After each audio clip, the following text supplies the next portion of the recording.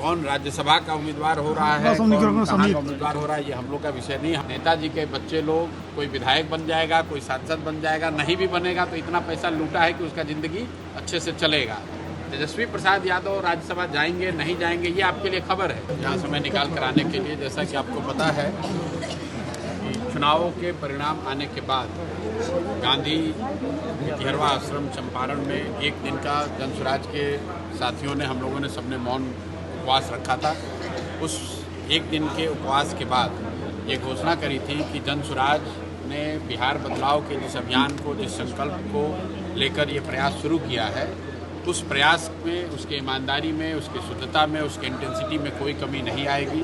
चुनाव के परिणाम चाहे जो भी हों, हम लोग फिर से अपने आप को पुनर्गठित करेंगे, अपनी ताकत को फिर से बढ़ाएंगे और बिहार के समाज के साथ खड़े होकर बिहार के नवनिर्माण अभियान के लिए अगले 5 साल पूरी ईमानदारी और शुद्धता से लगे रहेंगे। उसी के तहत पहले चरण में बिहार नवनिर्माण अभियान शुरू हो उससे पहले हम लोग अपने जनसुराज के संगठन को पुनर्गठित करने का प्रयास कर रहे हैं। उसमें ये निर्णय लिया गया है कि मैं 3 दिन हर जिले में कम से कम 3 दिन जरूर बिताऊंगा। उसी के तहत मैं आज शिवहर में आज पहले दिन आया हूँ, 2 बार और आऊँगा, ताकि जो संगठन अब जो बने वो जिले, प्रखंड, पंचायत और वार्ड के स्तर पर सबकी सहमति से बने, पेपर पे ना बने, सभी कार्यकर्ता साथी और लोकल स्थानीय नेताओं की मदद से बने। इस काम को हम लोग कोशिश कर रहे हैं कि 15 जून तक पूरा कर लें। एक बार जब वो काम पूरा हो जाएगा और तब तक सरकार के 6 महीने भी पूरे हो जाएंगे, तो फिर जो जनता के मुद्दे हैं, विशेष करके जो सरकार ने सबसे बड़ा जनता के साथ जो धोखा किया है कि जहां 2 लाख रुपए का वादा करके 10,000 रुपये देकर वोट लिया है, एक तरीके से वोट खरीदा है, उस मुद्दे को लेकर हम लोग शुरुआत उसी से करने वाले हैं। लोगों के बीच जाएंगे और सरकार से आग्रह करेंगे कि आपने 10,000 रुपये देकर वोट लिया है तो बाकी का 1,90,000 रुपये अब लोगों को दें।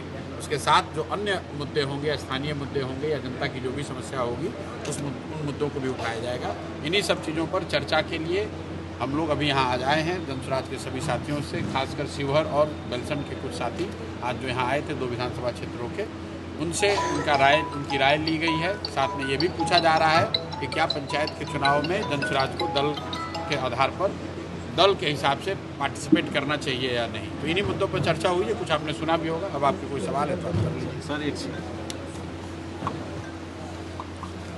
सर, तेजस्वी प्रसाद यादव अभी की समाचार है वो राज्यसभा के लिए उम्मीदवार हुए हैं। भाई देखिए, कौन राज्यसभा का उम्मीदवार हो रहा है, कौन कहाँ का उम्मीदवार हो रहा है, ये हम लोग का विषय नहीं। हम लोग के लिए विषय ये है कि आज भी बिहार का लाखों युवा 10-15 हज़ार रुपये के रोजगार के लिए पूरे देश में मारा फिर रहा है। नेताजी के बच्चे लोग, कोई विधायक बन जाएगा, कोई सांसद बन जाएगा, नहीं भी बनेगा तो इतना पैसा लूटा है कि उसका ज़िंदगी अच्छे से चलेगा। लेकिन जो बिहार की गरीब जनता है, उनके बच्चे आज भी ट्रेनों में जानवरों की तरह बैठकर जा रहे हैं और फैक्ट्रियों में 10,000, 15,000 की मजदूरी के लिए मजबूर हैं। तेजस्वी प्रसाद यादव राज्यसभा जाएंगे नहीं जाएंगे ये आपके लिए खबर है, लेकिन आपको ज़्यादा ज़रूरत इस बात की है कि आप ये खबर चलाइए कि यहीं पूर्वी चंपारण का 7 नौजवान राजस्थान के एक अवैध पटाखा फैक्ट्री में काम करते हुए उनके शरीर के चिथड़े उड़ गए और सरकार के कान पर जू नहीं रेंगा। उस पर मोदी जी का कोई बयान नहीं आया, उस पर नीतीश जी का कोई बयान नहीं आया। उन बच्चों का लाश लाने के लिए भी कोई सरकार ने मदद नहीं की। ये खबर है। खबर ये नहीं है कि लालू जी के लड़के राज्यसभा में जा रहे हैं कि विधानसभा में जा रहे हैं। बिहार के बच्चे नौकरी करने के लिए, मजदूरी करने के लिए पूरे देश में जा रहे हैं। खबर ये है।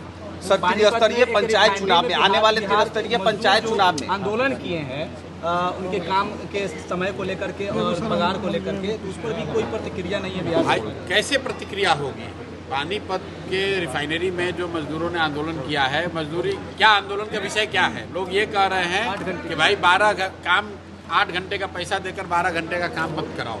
लेकिन ये कोई बिहार के मजदूरों की समस्या पानीपत में थोड़ी ना है।